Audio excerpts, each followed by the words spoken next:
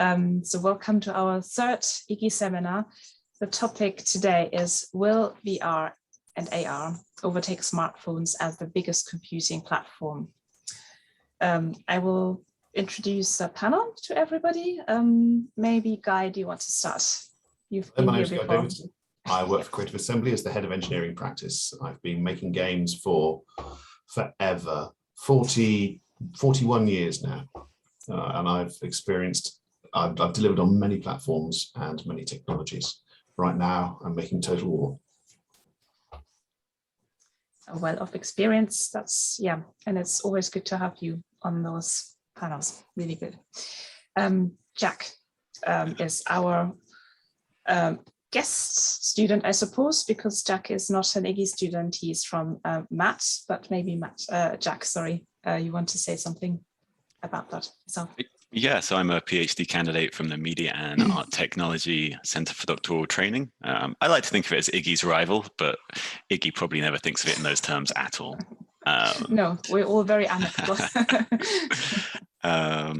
Yeah, no, and I'm also the chair of the XR Distributed Research Network, which looks at how to conduct research in virtual reality and augmented reality remotely, which was kind of inspired by the pandemic.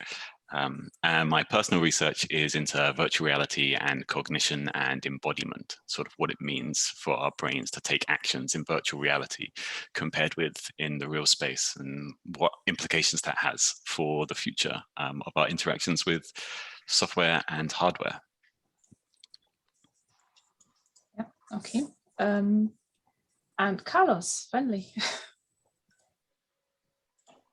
Hi, everyone. Probably most of you know me, but for the ones that don't, I'm Carlos. I'm a final year that is taking a very long year, PhD candidate from iGGi. My research is in VR, particularly at the intersection of VR and machine learning, applied machine learning. So what I'm exploring in my thesis is the use of a human-in-the-loop approach so that developers and designers can quickly prototype different control schemes for VR games, which is a very time-consuming process at the moment, right? Like, it's very difficult to model just in code different gestures, and it's very difficult to play test them and to tweak them. So, maybe adding a human-in-the-loop approach can have interesting results. And spoiler alert, it does. Oh, it's good. Read my thesis when it's done. I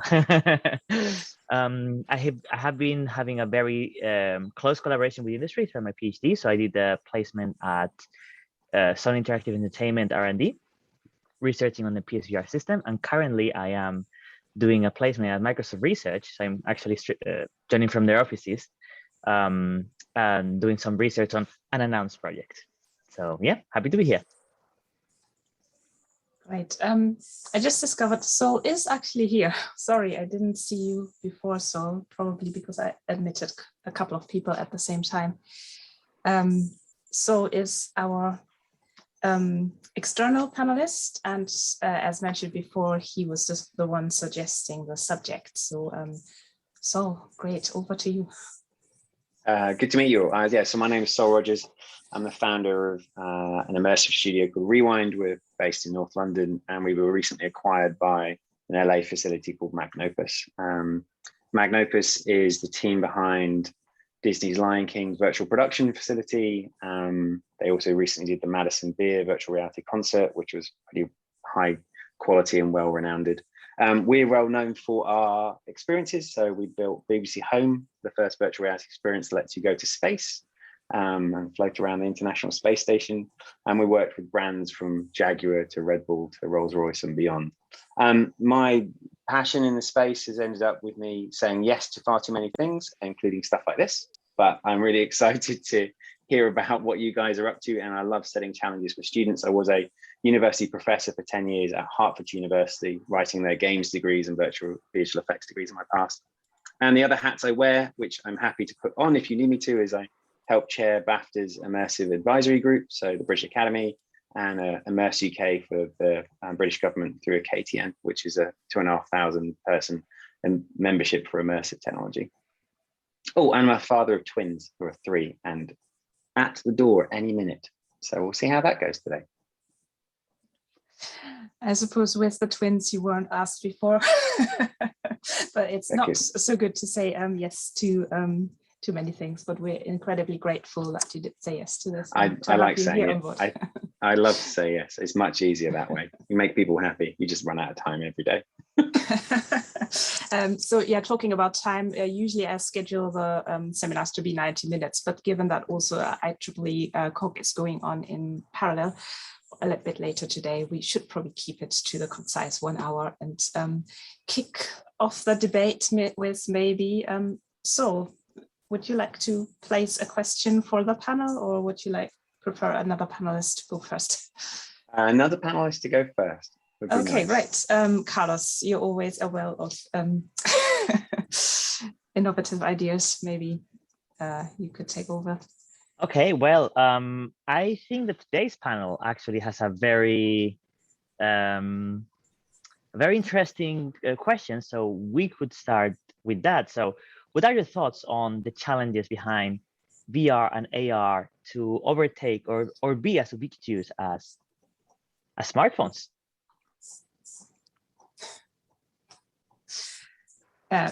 Yes. Do you have a contribution or an answer to this question yourself? I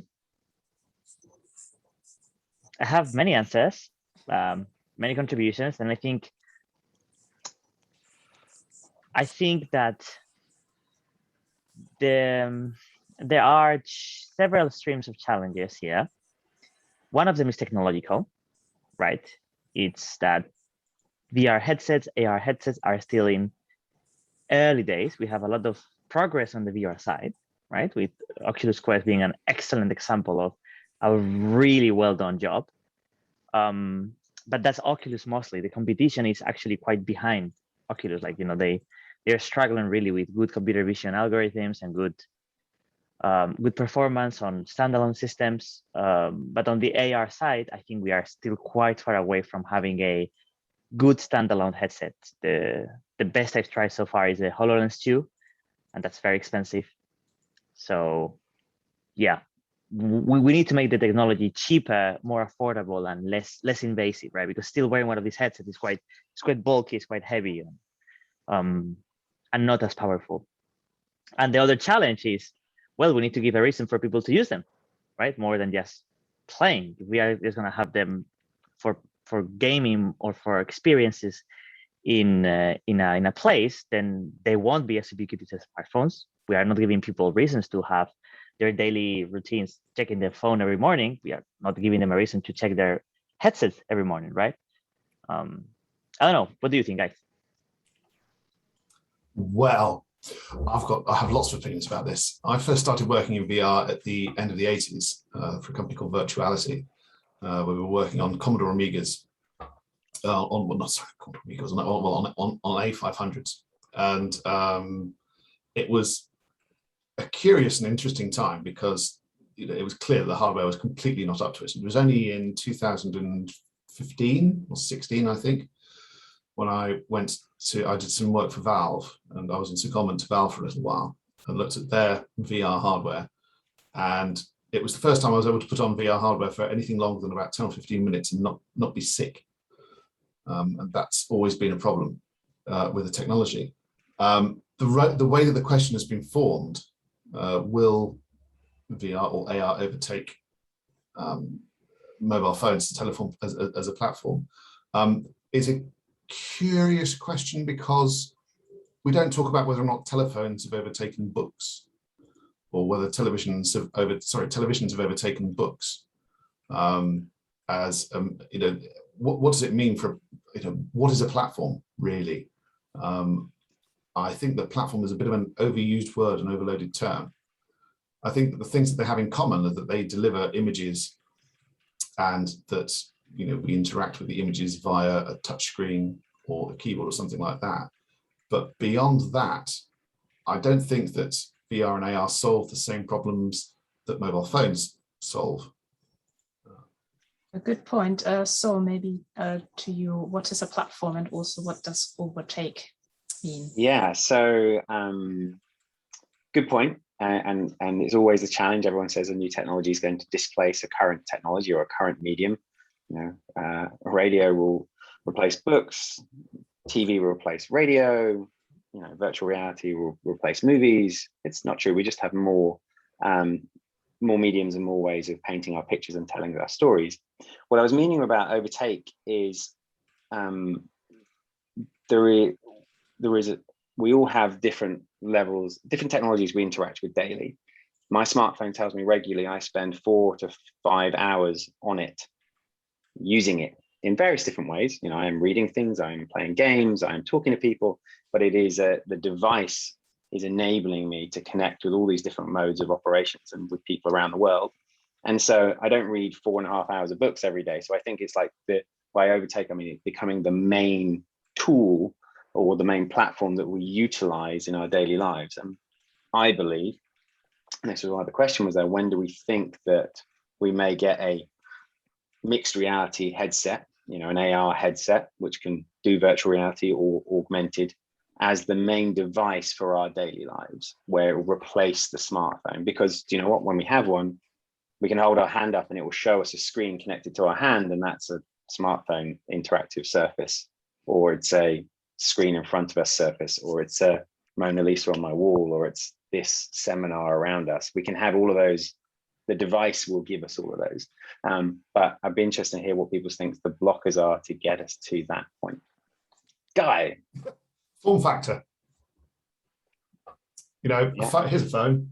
Look, I have one right here. There we are. It's a lovely phone. Yeah. I have VR kit scattered around the house. I don't have a HoloLens. I had a share in a HoloLens for a little while, and then I realized that I wasn't using it. It's an interesting device, but there's only so many development hours in the day. But a VR headset, I have a PSVR downstairs, which is, so I did some judging for BAFTA a couple of years ago for the Game Technology Awards, and I played a lot of VR games as part of this judging process. And I had to sit inside this headset for quite a long time. I think in total, I clocked up 70 hours inside the headset over a period of a month. And the relief when I took the headset off, despite playing some absolutely cracking content, there are some great VR experiences available. Just getting the headset off my head was lovely. And I was able to go for 2-3 hours quite happily. But there's no problem with me holding this in front of my face. But wearing a headset is, I think, the biggest inhibitor to the sort of uptake that we're talking about compared with phones. I love VR, I really do. I just want it to be more comfortable. They're getting better. The devices are iterating very swiftly to a better, lighter form factor, faster, higher quality. Off-device computing will assist those to be even better. So we have an even cheaper device. I mean, even these, £1,000 worth of silicon in my pocket, which just lets me read emails most of the time or does nothing for 80% of the day, is a very expensive thing. It should be $50 worth of hardware and remote desktop or pixel streamed into a box in the cloud. So that becomes, I'm paying for the use of the device, and that's going to come to, I believe that's going to come to the devices that we wear. The form factor is there. I always think about it as an interesting thing that the 80s mobile phone was a hugely heavy device. Big thing, yeah. A huge thing, massively developed. But people pulled them around because they had, a killer feature. It was worth it to be uncomfortable to use it because it connected you with anyone else on the planet who happened to have one or a landline. But we still are early days to find those killer features for virtual reality and augmented reality. Why? And we often think about this in the projects and the clients we work with, is what is so good about what we're making that you will look past the form factor, look past the expense, and have to have this as the enabling technology. It's the enabling thing you need to do it. So forget all the other things it could do. This one application is a reason to buy one of those things because it's great. Guy? Hello, I'm mindful that Susanne is moderating this, and I don't want to turn this into the Guy and Sol show, but I have many questions, so please, Carlos and Jack, do dive in. But Sorry. Before you have your questions, sorry, was that an answer or a question? I have. That's a conversation, I think. Kind of both. I have a point that I can bring back. Just on Suzanne, that please do point, moderate. yeah, so I would like to push for an answer. What would make such, what would be the key attractor in your views? Right. That would actually make is the question I was answering. Okay, good. So it was an answer. Good. So the people that lugged around mobile phones were using something that already existed. They weren't trying to create an entirely new market. They were using a phone, but without a cable. And that difference was sufficient. One of the reasons why C++ as a programming language is so enormously successful is because of backwards compatibility. It was feeding off a market that already existed for C programmers. And mobile phones were feeding off a market that already existed for long distance communications.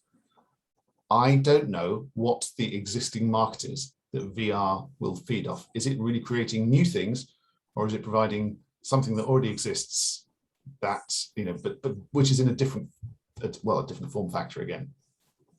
What that killer experience will be, I suspect, is something that we already have, but which is improved by immersion. Or improved by access. Sorry, am I allowed to answer these questions? Am I allowed to have a...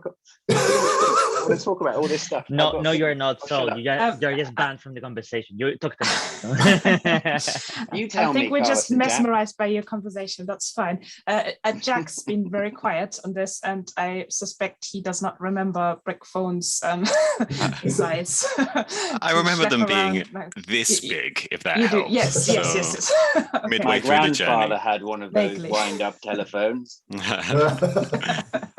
I think everyone is being very optimistic. And the truth is, for me, is that we will all be using these things when Apple tells us to, and then when Google releases it a bit afterwards. Because as Guy says, right, it's the question is, what are we using these things for? And what is this going to be attached to? And the answer with the Apple's phones, I mean, sure, they came out first, then the App Store came out. But the App Store is what created a whole industry and changed how we develop. It changed where all the energy for developers went for the next decade. So it feels like until there's a big enough platform or a big enough person pushing that interface, then the things that people are really going to use aren't going to come along. So I think it's going to be when Apple tells us, we will start using AR, and then Google will copy that.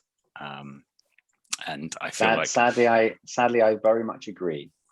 For this question, for the biggest computing platform for access for consumers, I think the impact of AR and VR on enterprise use cases is happening all around us and at incredible pace, but they're very low numbers of high value return.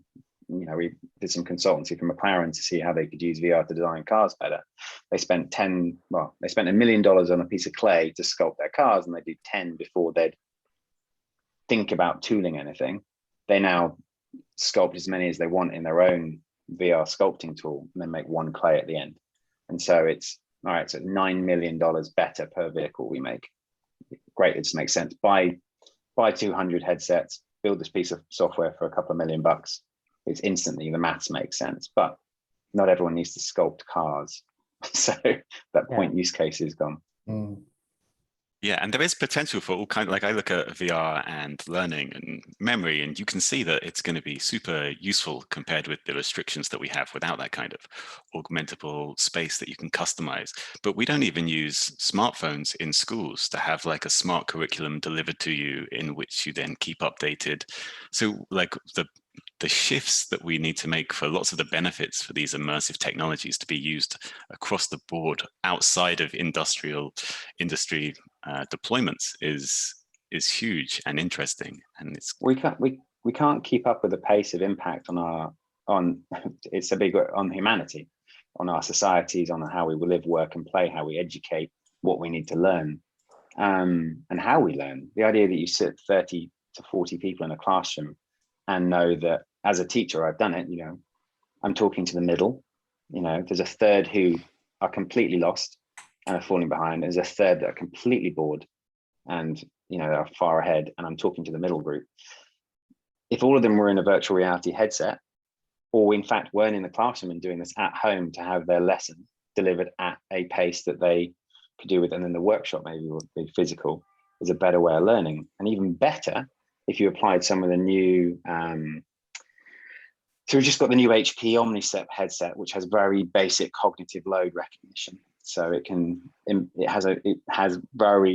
infers brain activity. I was hoping it would actually have low fidelity EEG. Which one? EEG. Brainwave. EEG. EEG monitor, but it doesn't. It's all inferred through pupillometry and a few other things. But nonetheless, if we can read cognitive load, I can adapt the content to that person's emotional position and or state, thus teach them things at a pace that they can deal with as fast or as slow as they need.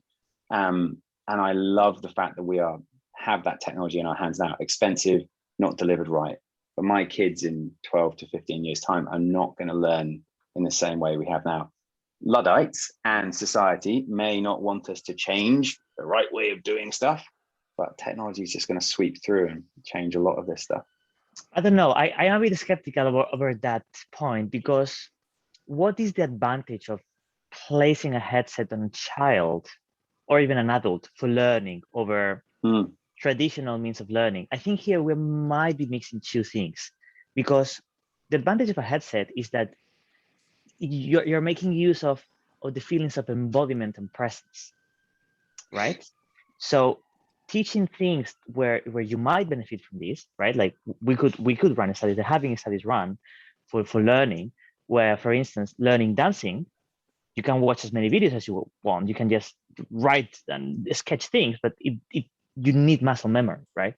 Same for many other activities that it's better if you do them with your body, right? But for instance, for learning maths, I would argue that still you need to sit down and you need to go through the abstract of algebra and calculus, right? You need to do it yourself. So placing a headset on you might help visualizing examples, for instance, trigonometry and so on. That'd be very helpful.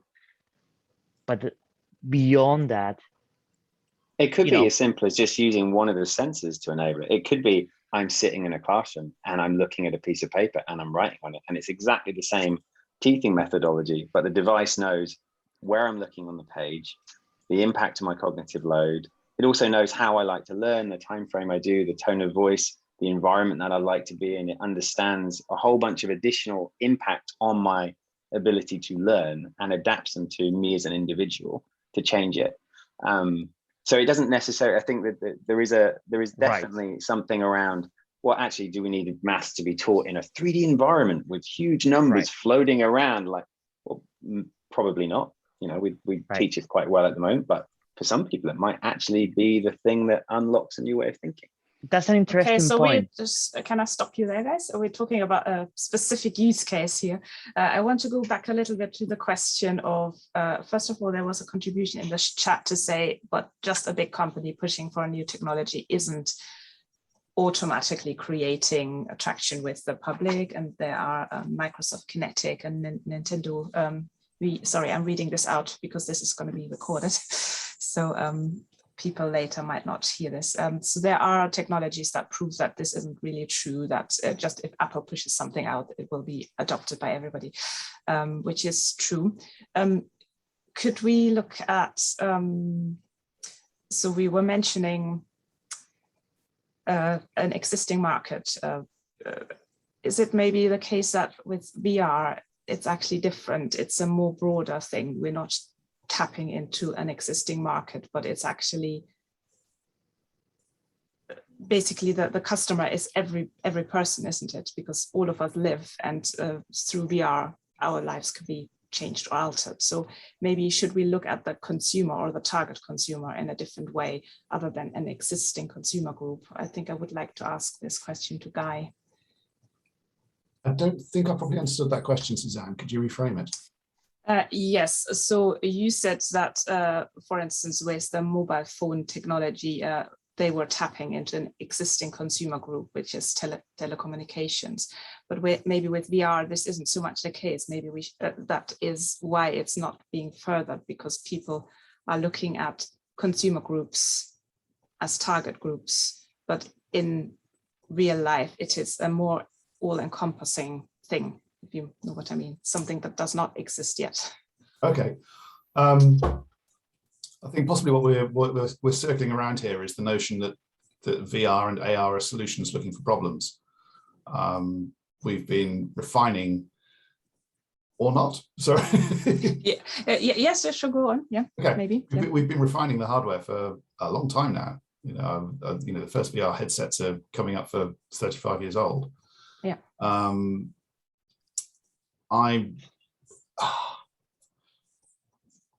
The problem that I see with VR is that we still don't really know what it's for. There's great things we can do with it, but the killer app is still waiting for us. The killer app is still out there. I have no idea what it is. I'm confident though that it will work. That there will, the killer app will arrive. We've had. I do. To cut you off mid-sentence, yeah. What would you say the killer app of a smartphone is? Other people. So, a phone is for other people.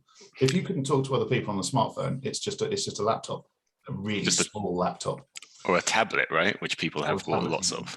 Yeah, people have lots of tablets now. I think once people have got used to the smartphone form factor.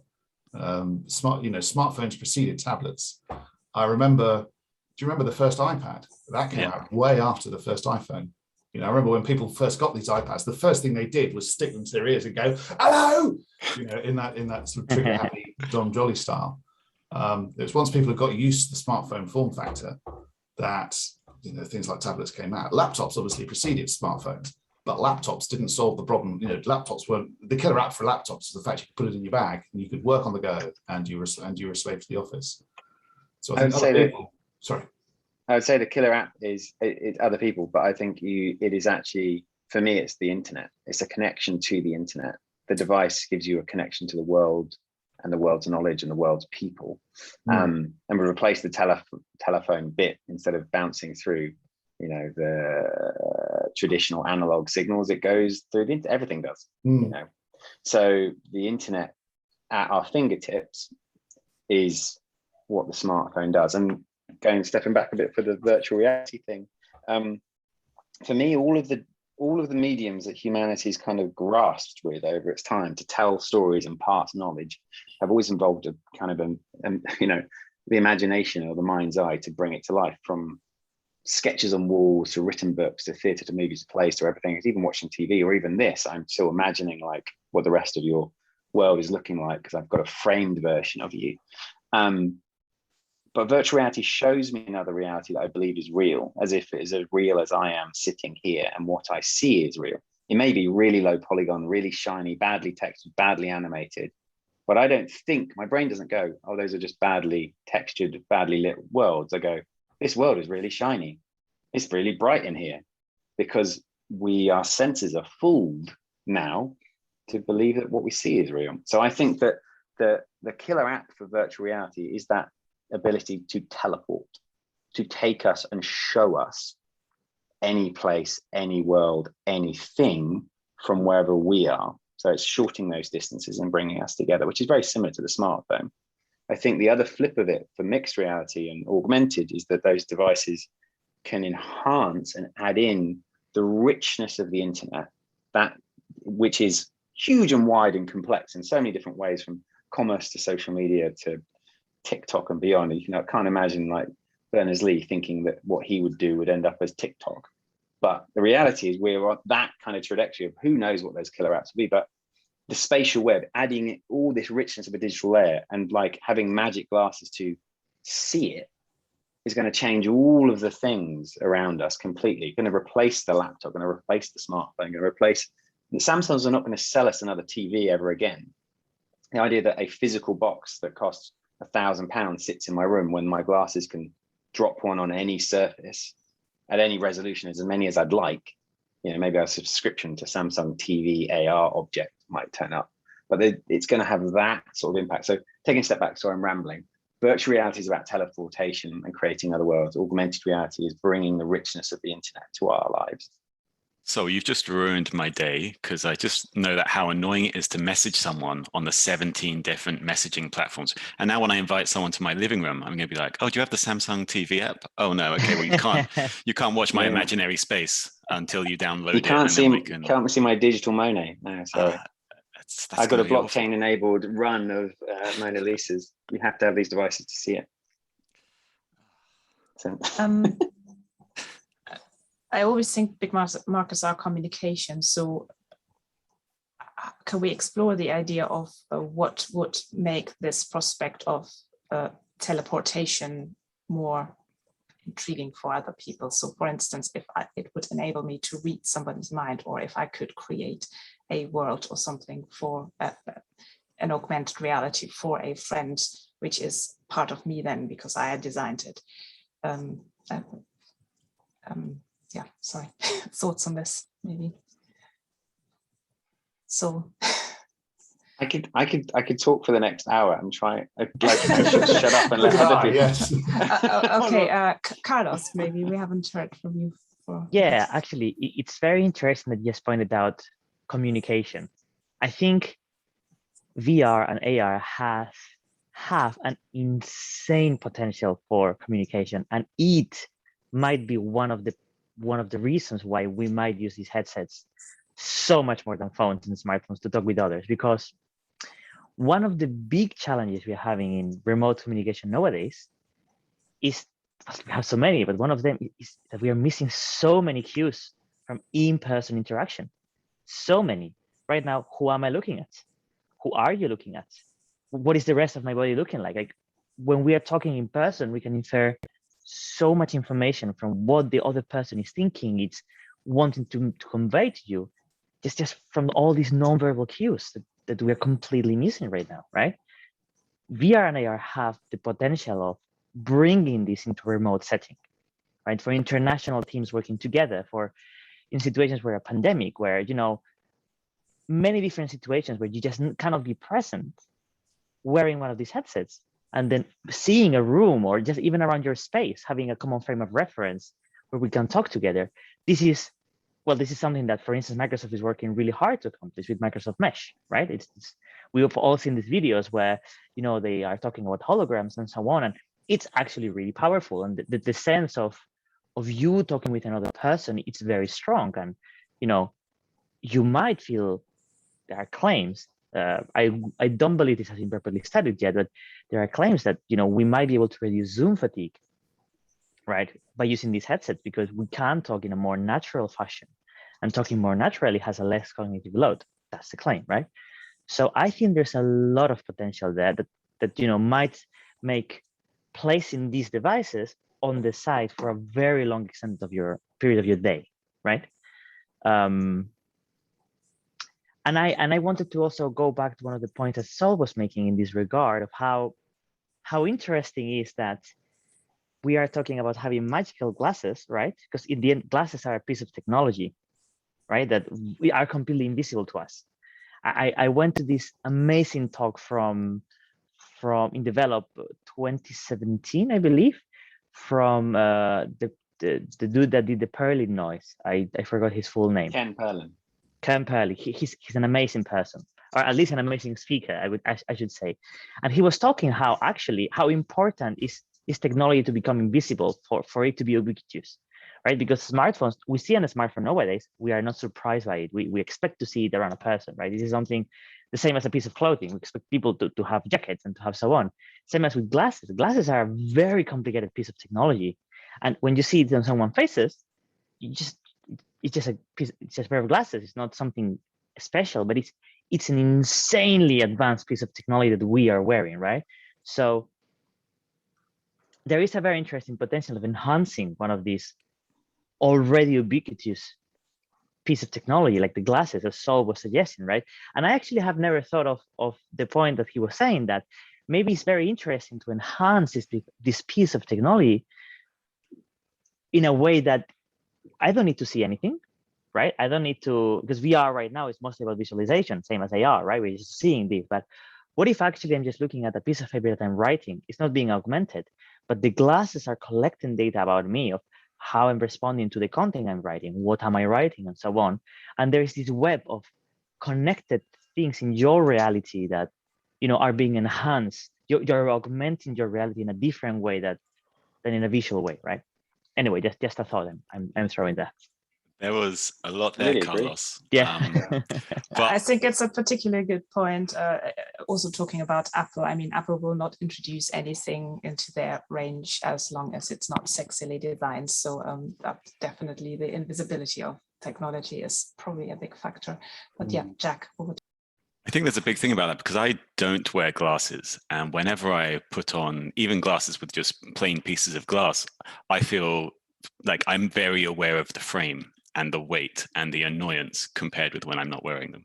And so I do think there's an interesting example of friction there between some people who might benefit from this future more easily than other people who won't, and where that lies across different devices and different implementations. And I know, like, I'm in the majority. I think I saw a statistic: 70% of people in Belgium wear glasses, 54% in the UK or something. So like in terms of mass adoption, that's not so much, but definitely even for my smartphone, still, I don't like having it on me. I'd much rather have it somewhere else where I don't have to be involved with it. And so it's going to be interesting to see, especially with something more invasive. We know it with headsets. They're so frustrating. As Guy said earlier, you can't wait to kind of take them off after you're done with the experience. So AR glasses, I wonder if there's going to be a slower uptake for people who don't have glasses compared with people who already do, if that's an added hurdle to the takeover. I certainly wouldn't wear a VR headset on the train. There is this sort of public-private matter. You know, VR headsets do isolate you from your local environments, you know, in exchange for connection to a remote environment. I imagine AR obviously isn't necessarily going to stop. It isn't going to share that problem, because when you put on an AR headset, you're not actually, you know, you can still. The whole point is that you can see the world around you as it's happening. I think this is presumably, you know, AR is much more recent than VR, but I think AR is possibly a response to the, you know, the privacy issues, or rather the inversion of privacy issues that VR presents. We looked at doing, and it will come, a virtual first class for airplanes. Mm-hmm. You sit in a chair, you've got a tiny screen in front of you in coach. Do you know what? I put your headset on and then you suddenly see a screen which is 2 meters away and it's 100 feet tall, you know, and you see a cabin and you have invisible walls and you see whatever you want. I would love that. We've demoed it. There were some challenges with the technology when we did, because a lot of the positional data for the headsets was to do with like magnetic north, and as the plane went around, you'd actually turn like slightly, which was hilarious. You're like, oh yeah, we didn't realize that. Okay, so we need to turn these bits of technology off. But the idea that you could have a $50 upgrade and be handed a headset to have virtual first class whilst you sit in coach is something like, well, I'm safe, I'm in a location, I don't want to see the people around me, I don't want to hear anybody else, and I just want my own experience, be it of a, you know, enhanced plane or a living room or at work or whatever. The teleportation mode of virtual reality can enable that to happen. But the augmented stuff is, going back to what you were saying a minute about, Carlos, it is going to be everything. I think I really believe it's the future of humanity. I think that the glasses adding, even just having it being aware of your surroundings and being able to give you information when you needed it, enhance you. It's like having Siri's on all the time. She's listening to me now. And if I ask her a question, she'll tell me an answer, but I have to ask her a question. Over time, the glasses will feed you information when you need it, which changes the entire idea of what we need to learn at schools. You know, do we need to learn geography, algebra, history, in the same way when the devices are powered by a pretty cognizant AI that knows all the answers to everything and can kind of spit you it back in whatever flavor you need. So what are we and how do we interact with the world is going to completely change, let alone all of the physical things in our world. One use case I often talk about is, if you think about everything in your house that you don't touch, which are just there for, to be seen or to be looked at, you don't ever really sit on them or touch them. All of those can be digital. and can be replaced by your glasses. So all the objects, all the products, all the TVs, even this laptop I'm not touching because I use the keyboard in front of it. You know, there's so much in my house that may become a digital asset or digitally deployed to be in that world. And we've, you know, recently solved how we create value in that space, power it by an NFT or some sort of, you know, serial number. Now I own a digital thing and I can sell a digital thing and someone can sell me a product and it feels like they're passing goods around, and that's suddenly going to enable a bunch of the commerce stuff to happen. But the thing about the glasses in the education system, in that classroom you're looking at and you're doing your maths and it's watching and learning, it could be enhanced, it could be giving you arts, it could be changing the surface, but it could probably just be placing in the best maths teacher in the world who is the best at teaching maths into that room with you, teaching you. And it will just be bringing that one. But instead of saying we need to have around the country 10,000 maths teachers teaching maths in their own way, and hopefully that they're all as good as each other, which they're really not. Do you know what we should have? We should realize what is the best one and allow that person to be placed into everyone's environment to teach them maths. That's really what we need. I would. Sorry, Suzanne. Quick answer, Guy. And I was going to say, I love the idea of having the expert teacher in front of you, but surely one of the things about the good teacher is the one who interacts with you personally, who knows what your needs are. They'll be able to do that. I'm leading onto an AI thing here, but totally, you know. Totally. We're working with a company who's doing that at the minute. We're quite into the education space, volumetric capturing certain rock star teachers and then having the ability to adapt the content to the interactivity of the students. It's a little clunky. It looks a lot like a DVD menu system at the minute, like if this then that, but it definitely allows people to choose their own route and feel like they're having an engagement with it. The AI stuff you're talking about, Guy, is absolutely what's coming next. So replacing your items in your house with digital assets. There was a question from Peter Cowling, which I was at first ignoring because it takes us onto a slightly different trajectory. But the question was, are there any concerns about our experience of the physical or at least visual world being moderated by a big tech company? So, you know, I have my absolutely book, or as it happens, a box of chocolates, empty. I must add, it's my box. It belongs to me. I bought it. I might have bought it from a big company, but once I buy it, if it's a physical item, nobody else is interfering anymore. So you think that's true? Okay. So yeah, it's a question, right? yeah. There's a lot of challenges with any of our technology projects that we don't own them. We have loaned them, or we have subscription access to them. And if they decide, not only do you not own them, but also obviously for the technology to work, it might still draw data from you or feed of others' data and so on. So there's a bigger potential. Yeah, continued influence. You're not all of a sudden on purchase cut off this connection. You still have the lump of silicon. It just doesn't do anything anymore because you didn't pay a subscription or whatever else. It was the same challenge around iTunes when I can't remember who the actor was. He tried to sue them because they turned off his account, and he was like, "I own all these stuff. I bought them," and they're like, "No, you bought access to them. That's not the same thing as ownership." So yeah, to go back to the question about the tech impact, about having big technology having impact on our world. We are running very fast into a lot of very big ethical questions about access and access to us and access to our world and how it interacts with it. All of the complexities that we have of our internet self, you know, how we represent ourselves, how easily we are, you know, put into different pigeonholes, how easily we're marketed to on different layers. I personally like targeted marketing quite a lot because I like to be sold ski holidays because I want to go skiing. Great. I don't want them to try and sell me a whole bunch of stuff I don't want. So do you know what? I'm fine with that. But there's a huge gap between what I believe my digital self is, one of these flat devices, and the physical world.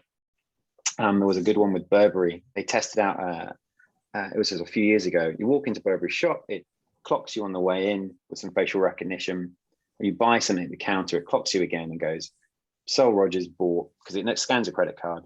Sol Rogers bought, a handbag and leaves. Next time I enter the shop, the big screen at the front goes, welcome back, Sol Rogers. How's that handbag going? Go and see Jack at the back of the shop. He's got some shoes that will go with it really, really well.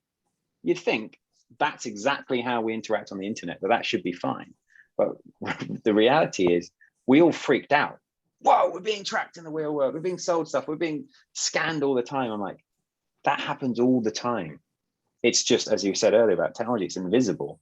And on every device knows where we are at all times, and it's listening to everything I'm saying, and it's changing the world around it. But there's a big shift from what we believe about our digital selves being almost like protected, and we can turn it off and turn it on when we don't need it, to the next shift, which is about how we're served that in a way that is around us. I talk about the reality distortion field quite a lot recently.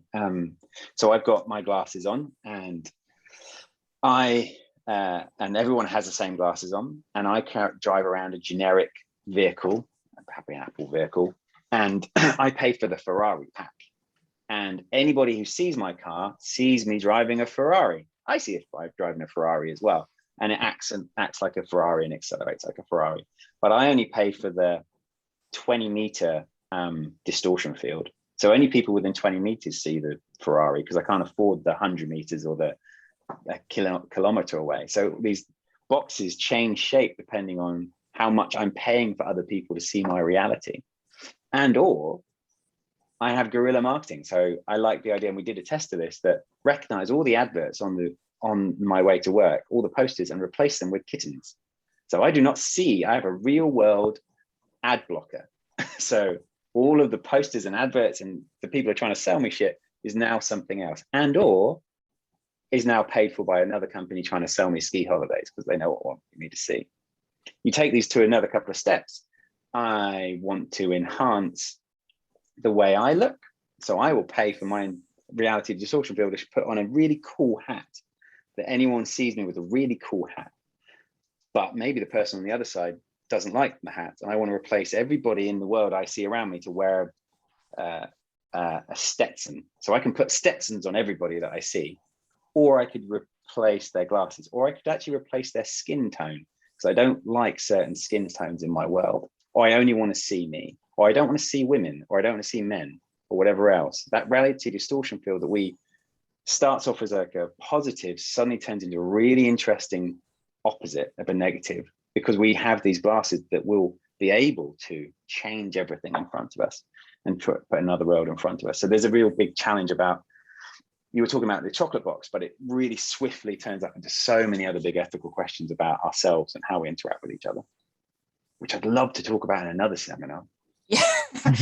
Shall we actually have a follow-up? I was going to say, yeah, it seems to be slightly different from what we were meant to discuss here. So that's why I was really it's the same to raise stuff. This question. It is the same stuff, but it's a different aspect of it, isn't it? It's a more critical light, I suppose. And I think today I'd rather actually want to focus on, the possibilities and what would have to happen in order for VR and AR to take over, or to sort of be more in our daily lives, I suppose. But yes, these ethical questions are really, really important to discuss. And I feel that this would actually be really good for a separate seminar, because we only have, 7 minutes left. But anybody else wants to issue some thoughts on this? Why we I have a very pithy answer, which is just cool. when batteries get better. At the moment, my Quest runs for 2 hours, and if I'm honest, 90 minutes, and then runs out of battery. If our headsets are getting 5G signals beamed in from a server to someone else, and I'm getting 2 hours of battery life on it, I'm not going to take it outside my home. And so when will AR take over mobile phones? When they're actually practical to go for leaving the house. Unless we get wireless power. I guess we could just beam power to our headsets as we go. So I maybe don't want that's the other wireless option. power next to my head as much as I trust that they're not going to give me cancer. And from an engineering point of view, we will never get wireless power. Just saying that it's not. It's one of these. It's like teleporting. It's one of these things that everybody thought would be great, except it's not possible. I've seen it with like 40% efficacy.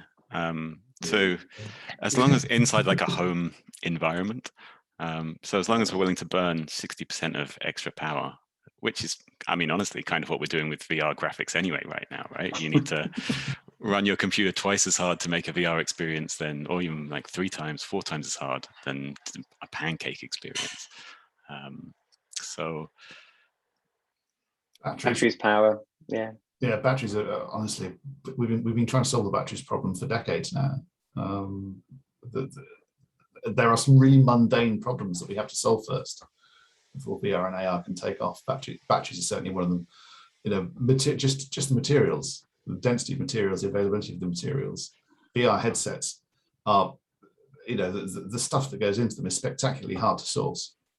You know, the problem we're finding with making phones, you know, there's not nearly enough phone recycling going on to recover the materials that are in there. But the materials in VR headsets are really quite exotic. Lenses are not trivial to make. They really, really aren't.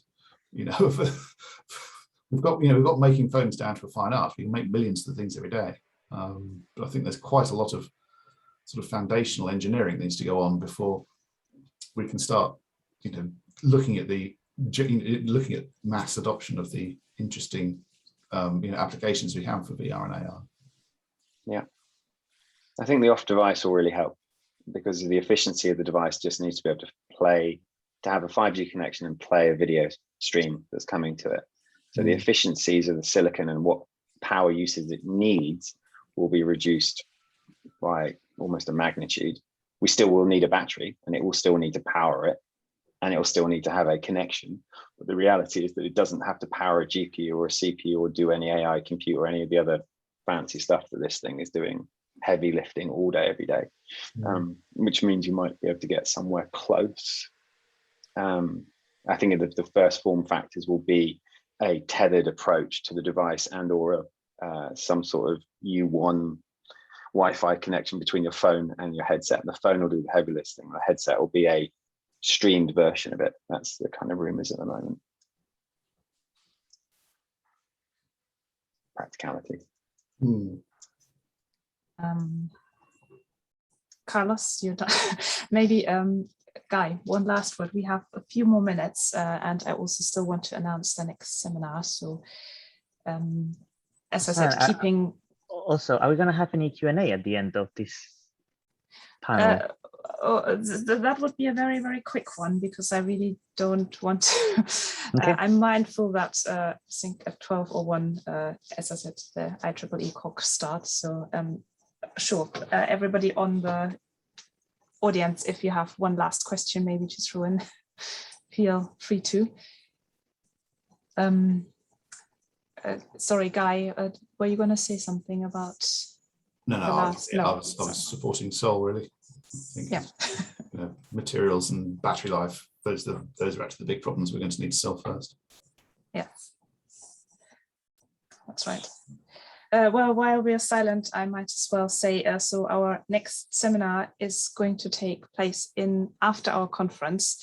So probably I should actually rather announce our next conference. It's a big iGGi conference. I don't know, Sol, will you be able to make it to attend part of it? When? It's 8th and 9th of September. It's a student showcase mainly, where all our students showcase their current research work. And in the real world? No, it's a virtual event. So yeah, you should have received the invite, but if not, I will send you one later. Send me an invite. Currently, it looks pretty good for, not the whole day, but yeah. Yeah, no, cool. It's definitely drop in whenever you can. It runs over 2 days, and we'll have the schedule up by the end of the week, hopefully as well. And Carlos, Jack, and Guy, if you guys ever want to connect and just carry on chewing the cud, talking about things which push your brains in the different directions. I spend most of my day on the practical nature of delivering things of the now, but the rest of my time thinking about what the next is and how we kind of protect ourselves and or get ready for it. I will That's Happy really to connect cool. anytime. I will reach out to you shortly. I'm also a member of BAFTA. Awesome. Nice. Come on. I'm in BAFTA Crew Games, if that Yeah. also. So I have some learning stuff to pitch you. So I will be in touch. I'll be like, I've got the best Perfect. new idea. It's only slightly dystopian. Perfect.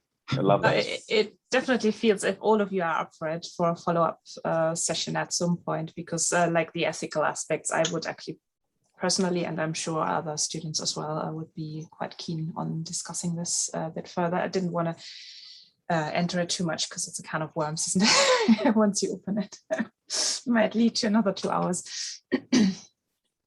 These and it's just to say thanks for inviting me, and it's these conversations are important to be had, and it's nice, and I hope this is kind of what you wanted from a seminar. I didn't quite know what it was.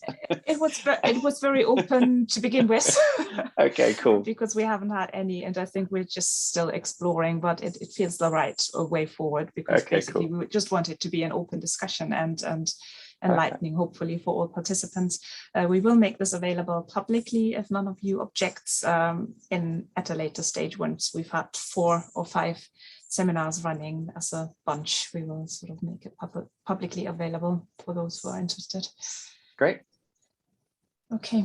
Thank you so much for coming, and hopefully stay in touch and see you soon. See you, Cast Jack. See you, Guy. Good to Thank connect. you. Thanks, Suzanne. Bye-bye. Bye. Bye all.